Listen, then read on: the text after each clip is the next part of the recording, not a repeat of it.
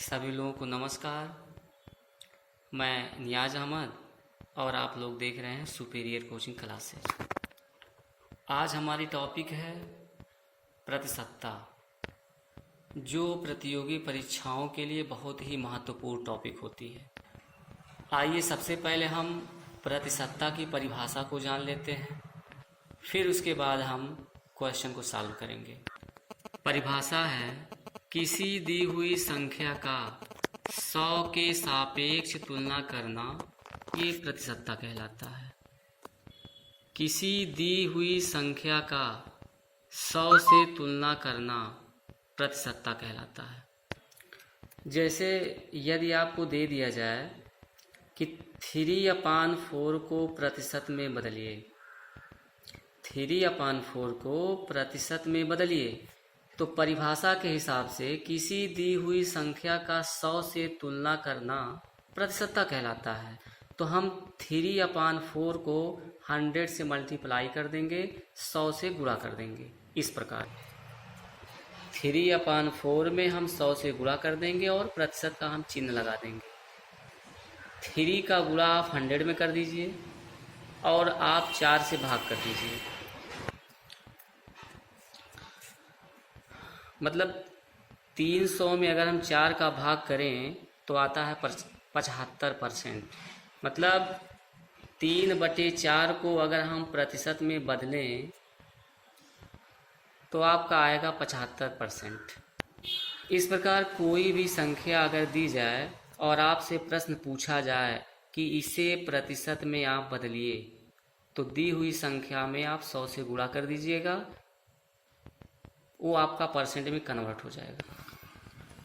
इसका अपोजिट यदि आपसे ये पूछे कि 60% को साधारण संख्या के रूप में बदलिए, 60% को साधारण संख्या के रूप में बदलिए, चूंकि परसेंट लाने के लिए हमने 100 से गुणा किया है, तो परसेंट को हटाने के लिए हम 100 से भाग करेंगे। अर्थात 60 में हम 100 से भाग कर देंगे, 1 0 से 1 0 आप कैंसिल कर देंगे, आपका हो जाएगा 6/10। चूंकि 2 ऊपर और नीचे कॉमन है, मतलब 2 से ऊपर और नीचे भाग चला जाएगा, इसलिए हम 2 से ऊपर और 2 से नीचे भाग कर देंगे। 2 3 6, 2 5 6 10। इस प्रकार संख्या हो जाएगी 3/5। प्रतिशतता में तीसरे प्रकार का क्वेश्चन पूछा जाता है कि 1200 का 40% कितना होगा। 1200 का 40% कितना होगा? तो इसको सॉल्व करने के लिए हम लिखेंगे 1200 का के स्थान पर हम गुणे का चिन्ह लगा देंगे, 40 को हम लिखेंगे। अभी हमने बताया है कि जब परसेंट को हटाना होता है तो 100 से भाग किया जाता है, जैसे हमने इसमें किया है।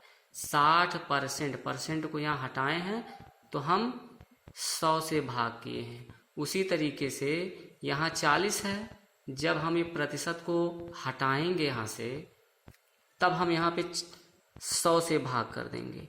अब इसका हम करेंगे कैलकुलेट। 1 0 से 1 0 कैंसिल कर देंगे, 1 0 से इस 1 0 को कैंसिल कर देंगे। अब यहाँ बच रहा आपका 120 और यहाँ आपका बच रहा है 4। तो इस तरीके से 120 में जब हम 4 का गुणा कर देंगे तो आपका हो जाएगा 480। ये आपका आंसर हो जाएगा। प्रतिशतता में चौथे प्रकार से एक क्वेश्चन पूछा जाता है जिसमें परसेंट पूछता है। जैसे इस प्रकार से क्वेश्चन देता है, 1500 का, ये प्रश्नवाचक चिन्ह है, इसको आप बोल सकते हैं कितने परसेंट, मतलब 1500 का कितने प्रतिशत 400 होगा। 1500 का कितने प्रतिशत 450 होगा। तो जिस प्रकार से हमने क्वेश्चन 3 को हल किया है, उसी प्रकार से हम क्वेश्चन 4 को भी हल करेंगे। नियम सब एक ही होगा, बस केवल क्वेश्चन अलग होंगे। जैसे जैसे 1500 हमने बताया है, का के स्थान पर आप गुणे का चिन्ह लगा दीजिए। चूँकि ये प्रश्नवाचक चिन्ह है, इसके स्थान पर आप यक्स मान लीजिए। परसेंट को हटाने के लिए हमने पहले ही बताया है कि आप 100 से भाग कर दीजिए। चूँकि ये आंसर है 450 होगा, 450 होगा, तो इसलिए हम बराबर के इस तरफ लिख देंगे 450। अब आप उसी तरीके से 2 जीरो नीचे है, 2 जीरो ऊपर है, आप कैंसिल कर दीजिए। 15 का गुणा आप यक्स में कर दीजिए तो हो जाएगा 15 यक्स, बराबर के इस तरफ बचेगा आपका 450। अब जब आप यक्स का वैल्यू निकालेंगे तो इसी 450 में आप 15 से भाग कर देंगे, तो 15 तिया 45, 1 जीरो बचा हुआ है, तो आपका यक्स बराबर हो जाएगा 30। इस प्रकार आपका आंसर हो जाएगा 30%। अगला क्वेश्चन देखते हैं। किसी व्यक्ति की मासिक आय रुपया 12,000 है। यदि उसकी मासिक आय में 25% की वृद्धि हो जाए तो नई मासिक आय ज्ञात कीजिए। मासिक आय दिया हुआ है 12,000 और वृद्धि हो रही है 25% की, तो सबसे पहले इसी वृद्धि को निकाल लेते हैं इस तरीके से। मासिक आय में वृद्धि 12,000 का 25%, हमने पहले बताया है 12,000 का जहाँ भी आए वहाँ गुणे का चिन्ह लगा दीजिए। 25 आपका दिया हुआ है, परसेंट अगर आप हटाएंगे तो 100 से भाग हो जाएगा। डबल जीरो नीचे से, डबल जीरो ऊपर कैंसिल कर देंगे। अब आपका बचा हुआ है 120 और यहाँ बचा हुआ है 25। दोनों का जब हम गुणा कर देंगे बराबर हो जाएगा 3,000। पहले इसका वेतन था 12,000, अब वेतन में जो वृद्धि हो गई वो 3,000 हो गई। मतलब मासिक वेतन आपका 12,000 था, 3,000 की वृद्धि हो गई। अब कितना वेतन हो जाएगा, तो इसी 12,000 में 3,000 को हम जोड़ देंगे। नया वेतन हो जाएगा 12,000, 3,000 वृद्धि हो गई, टोटल 12,000 में 3,000 हमने जोड़ दिया तो हो गया 15,000। मतलब नया वेतन आपका हो जाएगा 15। अगला क्वेश्चन देखते हैं। एक साइकिल का मूल्य 5,000 है। महेश ने सुरेश को 10% लाभ पर बेच दिया। मतलब साइकिल महेश की है, उसने बेचा है सुरेश को 10% के लाभ पर। कुछ दिनों बाद सुरेश ने इस साइकिल को 20% हानि पर श्याम को बेच दिया। सुरेश ने साइकिल को कितने रुपए में बेचा? क्वेश्चन को अच्छी तरीके से समझ लेते हैं। साइकिल है महेश की, महेश ने सुरेश को 10% लाभ पर बेच दिया। कुछ दिनों बाद सुरेश ने उस साइकिल को 20% की हानि पर श्याम को बेच दिया। लास्ट में कह रहा सुरेश ने साइकिल को कितने रुपए में बेचा। क्वेश्चन दो तरीके से पूछ सकता है। जैसे कि पहले प्रकार का जो क्वेश्चन पूछा हुआ है, इसमें सुरेश ने साइकिल को कितने रुपए में बेचा। सुरेश साइकिल को बेच रहा है तो खरीदने वाला कौन है? श्याम। तो जो फार्मूला बनेगा वो इस तरीके से बनेगा, सुरेश का विक्रय मूल्य या श्याम का क्रय मूल्य, क्योंकि सुरेश साइकिल को बेच रहा है, श्याम साइकिल को खरीद रहा है, तो दोनों फार्मूला एक ही होगा। क्वेश्चन में चाहे जैसे पूछे, या तो क्रय मूल्य पूछेगा या तो विक्रय मूल्य पूछेगा। ध्यान रखना है कि साइकिल बेच कौन रहा है और साइकिल को खरीद कौन रहा है, तो उसी के हिसाब से हमने यहाँ पर लिखा हुआ है। चाहे सुरेश का विक्रय मूल्य पूछे या श्याम का क्रय मूल्य पूछे, इसके लिए होता है यक्स गुणे ब्रैकेट में +-R1 +-R2 plus minus R1 R2 अपान 100। इसमें यहाँ दिया हुआ है प्लस माइनस, प्लस का अर्थ होता है लाभ और माइनस का अर्थ होता है हानि। जहाँ लाभ होगा वहाँ प्लस लिखा जाएगा और जहाँ हानि होगा वहाँ माइनस लिखा जाएगा। इस प्रकार साइकिल का जो मूल्य था वो 5000 था। यहाँ हमने कहा है लाभ होगा तो प्लस रखा जाएगा, तो चूंकि 10% लाभ पर पहले बेची जा रही है, हानि होगा तो माइनस लिखा जाएगा। चूंकि 20% हानि पर बेची जा रही है, एक प्लस का मान है दूसरा माइनस का मान है, तो प्लस का गुणा जब माइनस में करेंगे तो लिखा जाएगा माइनस। R1 का वैल्यू 10, R2 का वैल्यू 20 अपान 100 पहले से था। अब इसको हम कैलकुलेट कर लेते हैं। इस प्रकार -20 में से जब हम 10 को घटाएंगे तो -10 आएगा। यहाँ पे माइनस पहले से ही है, 10 का गुणा हम 20 में कर देंगे तो 200 हो जाएगा और बटे आपका 100 है, तो 2 जीरो ऊपर 2 जीरो नीचे आप कैंसिल कर देंगे। ये आपका हो जाएगा 5000 गुणे ब्रैकेट में हो जाएगा -10 और हो जाएगा -2। 5000 गुणे -10 में -2 जोड़ देंगे -12 हो जाएगा। लास्ट में जो माइनस आया हुआ है ये परसेंट होता है।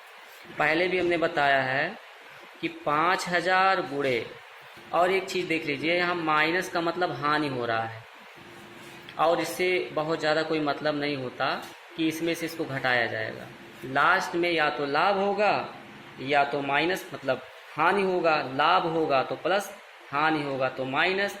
केवल हम इसका इस्तेमाल इस फार्मूले में करते हैं।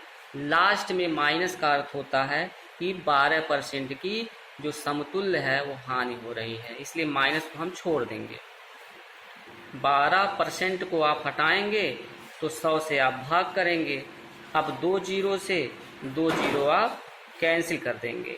अब टोटल आपका हो जाएगा 12 सुनाए 0 और 12 पाँचे हो गया 60। इस तरीके से 600 रुपये की हानि हो गई।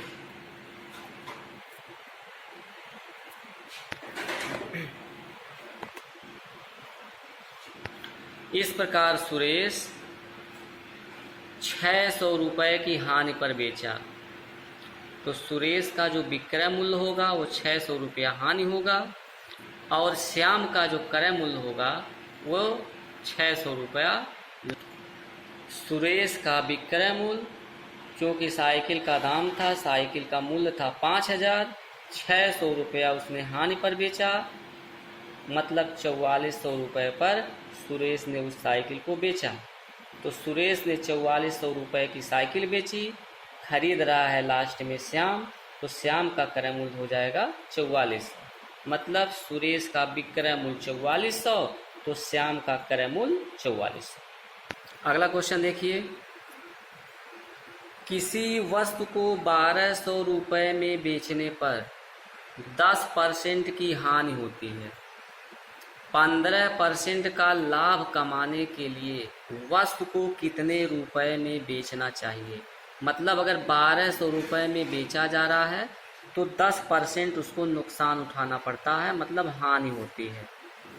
अब अगर उस वस्तु को हमें उस वस्तु पे अगर 15% का लाभ कमाना हो तो इस वस्तु को हम कितने रुपए में बेचें। इस प्रकार के क्वेश्चन को हल करने के लिए एक फार्मूला होता है, अंतिम विक्रय मूल्य बराबर यक्स गुणे 100 प्लस माइनस R2 बटे 100 प्लस माइनस R1।